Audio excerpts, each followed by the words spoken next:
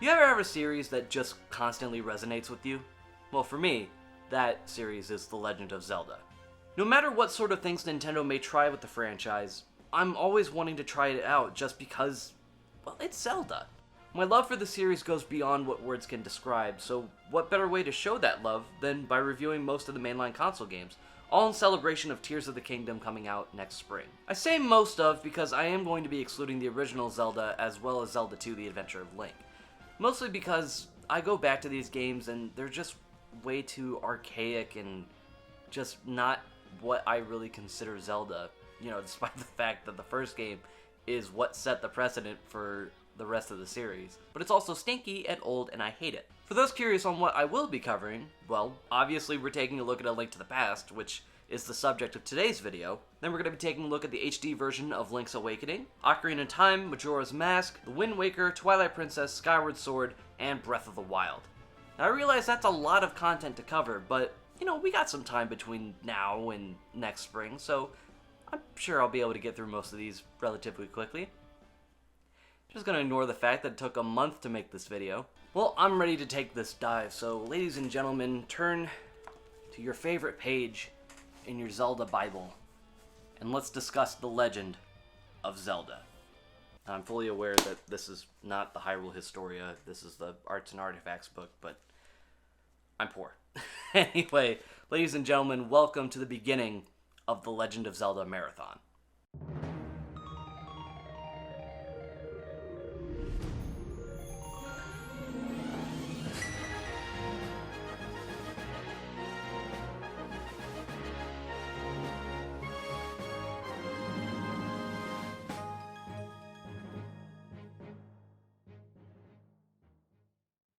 If it wasn't obvious enough already, I love The Legend of Zelda. I've spent so much time battling my way through dungeons, collecting items and weapons, and vigorously studying lore for the overall timeline.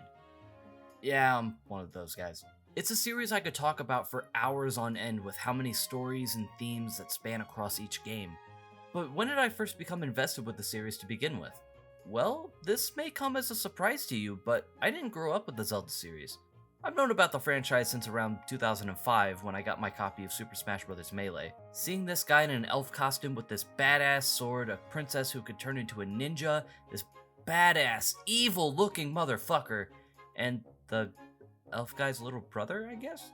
It would take me a while before I finally decided to get one of the games to play for myself, and if memory serves me right, I want to say the first game in the series I bought was Ocarina of Time on the Wii's Virtual Console. I never beat the game back then, unfortunately, because at some point the video chip in our first week kind of broke. I lost Paper Mario, Mario 3, and Sonic the Hedgehog 4. Okay, I take it back, fuck this skinny GameCube. Sometime in high school, a friend of mine was getting rid of some of her 3DS games and gave me a few for free. That day I landed Mario Kart 7, Super Mario 3D Land, and The Legend of Zelda: A Link Between Worlds, the first Zelda game I ever beat. I loved the game so much I went back and started playing the other titles in the series. My love for the franchise wouldn't be possible without the series itself even existing, so how did things get started? Well, much like many other things in life, God created an amazing man, and that man did some pretty cool stuff.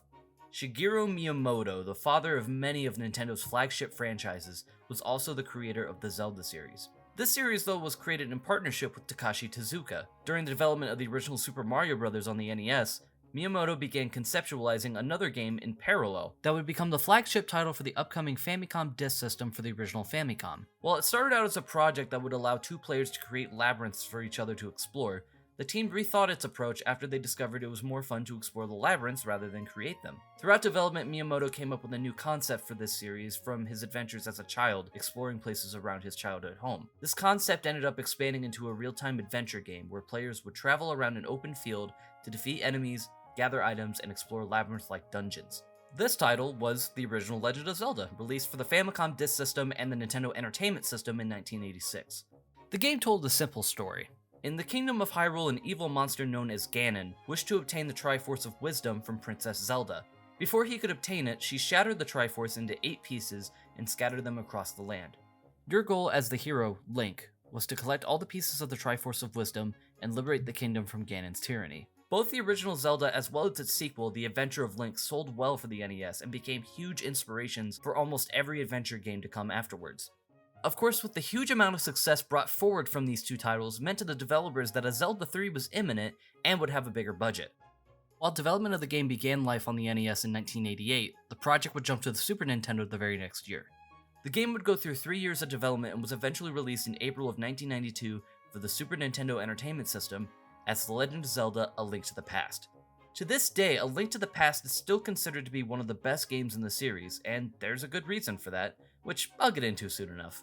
I've rambled on enough though, so let's get things started with the story of A Link to the Past.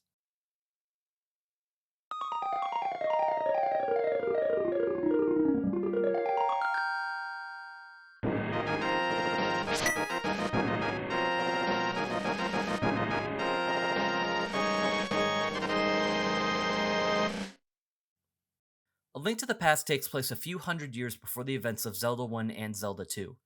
In an ancient time, many parties sought to enter the mystical Golden Land, where the omniscient Triforce was rumored to be.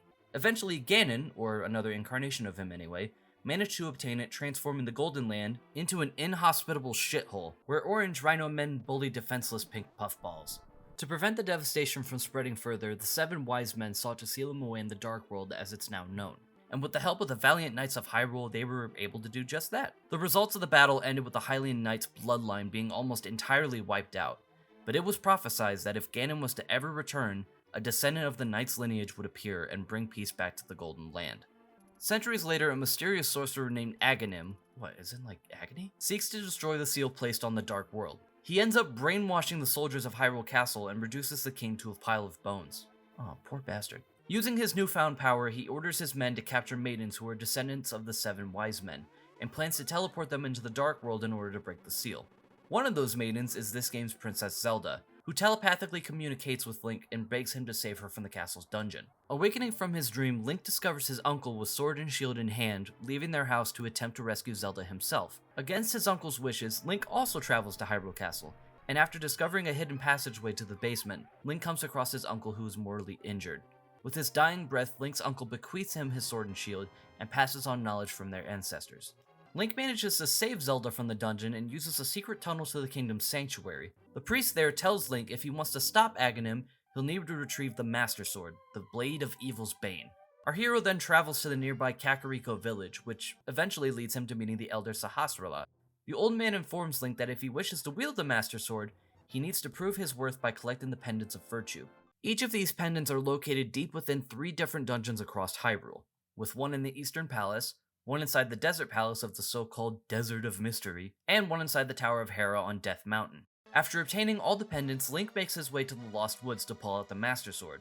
With blade in hand, the hero of legend begins his trek back to the castle, but soon discovers that Zelda has been kidnapped by the guards and taken prisoner. Link breaks the barrier on the tower and proceeds to make his way up to save Zelda and stop this maiden stealing dickwad. Unfortunately, Link arrives too late, as Aghanim completes the transportation spell on Zelda, and the seal on the Dark World has been broken. The two have a showdown atop the castle, and by showdown I mean the series' first instance of energy tennis, where upon defeat, the wizard transports himself to the Dark World and drags Link there with him. Oh, it's fucking Detroit! Upon his arrival, the Elder communicates with the young hero and tells them that in order to stop Aghanim now, he needs to travel to the 7 dungeons of the Dark World and conquer its bosses to rescue the 7 maidens from captivity. And from here, world shifting becomes a major mechanic for A Link to the Past.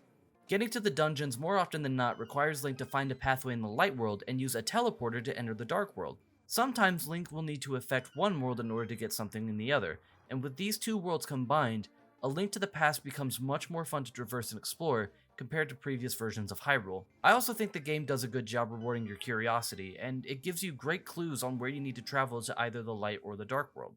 Through all forms of hardships, Link manages to rescue every maiden, and with their combined power, they break the seal on Ganon's tower. After gruelingly working his way through the Sky Dick, he comes across the wizard once more, and the two have their climatic duel. And Aghanim goes for a serve. Ooh, he's performing his special triple bypass technique, but the ball is returned by Link and... oh shit, I think he's dead. Once Aghanim drops, Ganon himself rises from the wizard's corpse and flies off to the pyramid located at the center of the Dark World. Ganon is baffled at the fact that Link was able to destroy his alter ego, but still seeks to complete his plan and claim control over the Light World. With the Master Sword and the Silver Arrows, quick work is made of Ganon and the way to the Triforce is revealed. Using the golden tortilla chips, Link wishes for all of Ganon's evil to be undone. returning the Dark World to the Golden Land, restoring peace to Hyrule, and reviving the king and Link's uncle. The final shot shows Link laying the Master Sword back in its pedestal, seemingly to rest there forever. See, now that's some bullshit. And yeah, that's the story of A Link to the Past. It's relatively simple at the end of the day, but it still manages to keep me entertained at least. Alright, now on to the game itself. The gameplay is very similar to that of Zelda 1, with a top-down perspective adventure through a large world. Unlike Zelda 1 though, the world contains various villagers and other NPCs that give you better hints and directions for your next destination. And while there aren't as many towns like there was as in, say, Zelda 2, the villagers and other travelers across the kingdom aren't nearly as generic, and can even mark specific spots on your map to better help you on your quest. Speaking of the map, it's actually a map this time and not the very definition of depression. Your objectives like the pendants, the Master Sword, and the Maiden Crystals are always marked on your map, so if you're ever lost, you can get a good sense of what general direction you need to head to. Link's control has been refined so that he now moves in 8 directions instead of 4, and instead of stabbing opponents, he actually swings his fucking sword. New to Link's moveset is the spin attack. By pressing and holding the attack button, Link can build up a charge that when complete, he can unleash to spin around 360 degrees to attack any enemies around him. This move is awesome. It's a great get off of me tool, and I constantly find myself using it while traversing the world, especially since you can charge the spin attack and move at the same time. Link can now also pick up and throw things at enemies as another form of attack. I tell you, there's nothing more satisfying than throwing a pot at an enemy and watching them fall off the ledge and descend to their doom. It's oddly therapeutic. Items can be equipped to the Y button for Link to use, and the pause screen allows easy access to Link's inventory and what sort of upgrades he has on him.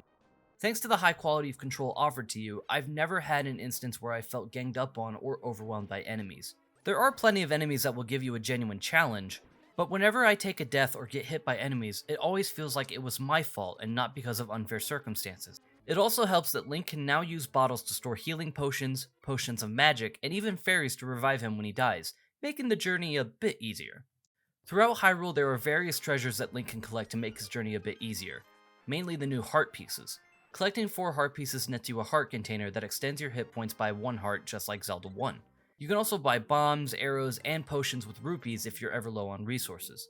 Hyrule itself is nowhere near as confusing as the first game, since not only do you have the upgraded map, but the world contains various landmarks and memorable layouts for you to traverse.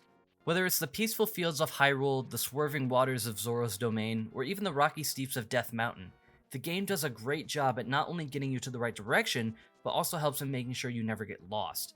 Some areas can be more perplexing than others, but I don't think there's anything that will make you straight up muddled.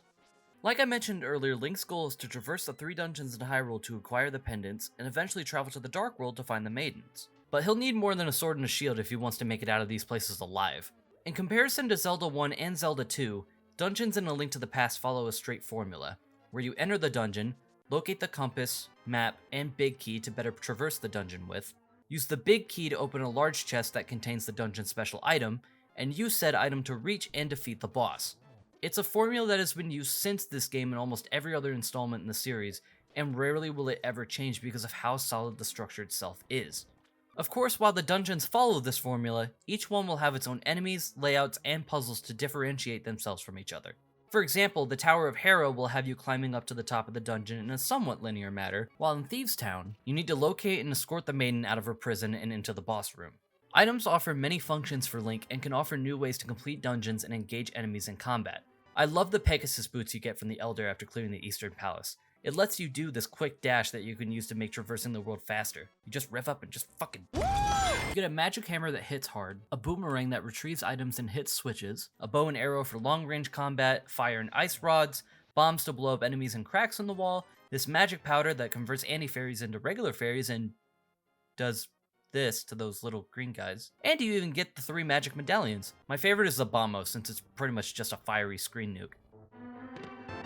Damn it! I think my favorite item is the hookshot. Not only does this item allow you to traverse across ledges and retrieve faraway items, but you can also use it to drag certain enemies towards you and stun others that can't be pulled from far away. Some items use the magic meter, so make sure not to abuse their power too much. I've personally never found myself in a situation where I was screwed because of a lack of magic, since most dungeons will have plenty of magic canisters and pots and skulls, and thanks to bottles, I could replenish the meter with a green or blue potion. I do think there could have been a few more hints as to where to find some of the items, since not every item can be found inside dungeons, and some require you to backtrack through previous areas with another item in order to retrieve them. While items like the magic cape and the medallions and the cane of Birna are completely optional, items like the ice rod are required in order to beat the game. The biggest offender for this is the silver arrows. Much like Zelda 1, you need the silver arrows in order to deal the final blow to Ganon. So if you don't have these arrows to deal the final blow, well, you're kinda shit out of luck. Also, this is just a personal nitpick, but why do I need the silver arrows to begin with?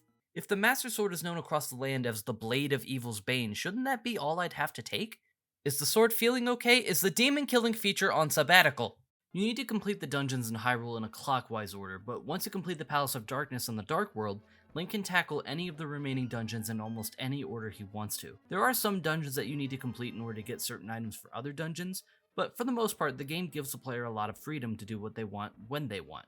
The dungeons in the Dark World are what gives this game a bit more challenge. The puzzles will begin to get a bit more involved compared to the dungeons of Hyrule, and enemies start getting trickier attack patterns and start hitting harder. There are also certain enemies introduced in these dungeons that absolutely drive me insane. Wallmasters are the bane of my existence.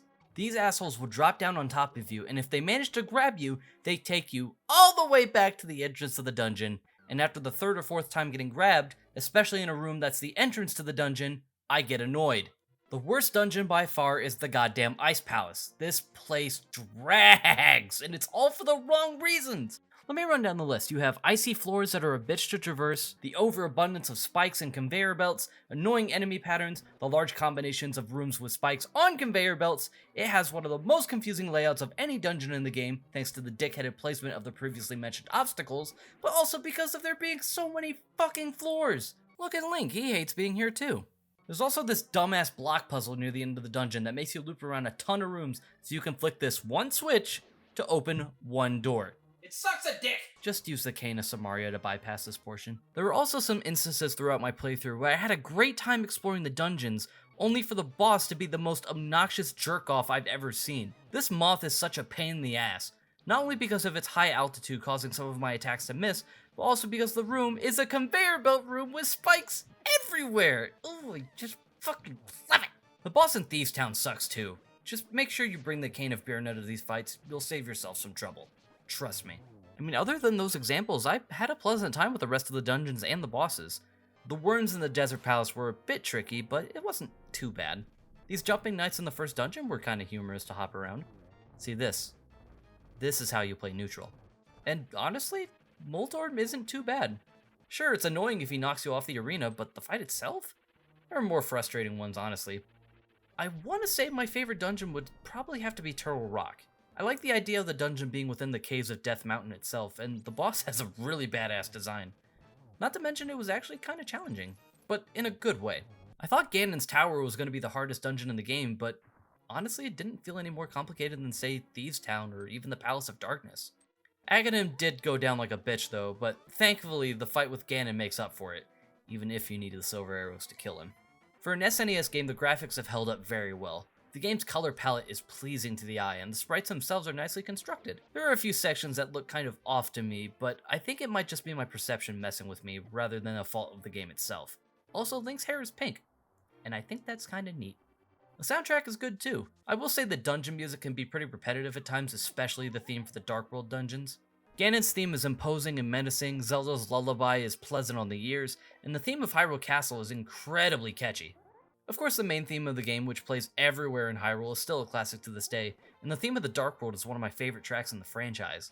When looking at A Link to the Past as a whole, I don't think I would call it my favorite game in the franchise, especially when these games are in the running, but I would say it's still a great time. The world is fun to traverse, the dungeons are designed well, with one exception, and I have lots of fun discovering new locations and secrets. Because of how much this game improves upon its predecessors, I don't think there's really any reason to play games like Zelda 1 or Zelda 2. Time has dated both of these games by a lot, especially by today's standards, but A Link to the Past has stood through the test of time, and I'm fully convinced if the game was released in today's market, it would still receive all the praise like it received back in 1992. I believe the game to be beginner-friendly and accessible enough that I could easily recommend it as your first 2D Zelda game, or even your first Zelda period. There are lots of ways that you can play this game. I ended up playing it via the version on Nintendo Switch Online, but you can play it on the Wii, the Wii U, the new 3DS, and of course you can play it on the SNES. There was even an updated version released on the Game Boy Advance, somewhat similar to the Super Mario Advance games, but this game is more of a true to the original port rather than a straight up remake like the original Mario Advanced. It's Link to the Past just as you know it. The colors are a bit washed out and the music sounds a bit weird, but that's just how SNES games on the GBA were like back in the day. There's just one little problem with this version.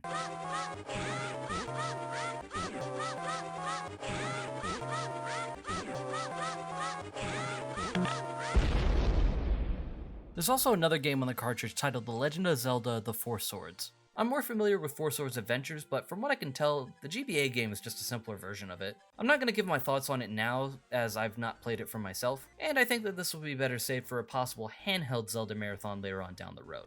Well, I'd say that was a pleasant way to start the marathon off, and I know there are a couple of people who are thinking I should have started with the original Zelda and Zelda 2, but quite frankly, guys, I just couldn't give a shit about those two games. Like I said, these two have been obliterated by the passage of time, and, you know, I feel like there's no reason to play these games when we already have Link to the Past, unless you're specifically looking for something in the style of Zelda 1 and Zelda 2, in which I guess I could recommend those if you're looking for something more archaic or just not even close to what Zelda is normally. Well, we got one more stop before we head over to the N64, so next time we meet, we're going to be taking a look at the Nintendo Switch version of The Legend of Zelda: Link's Awakening. So, I'll see you guys then.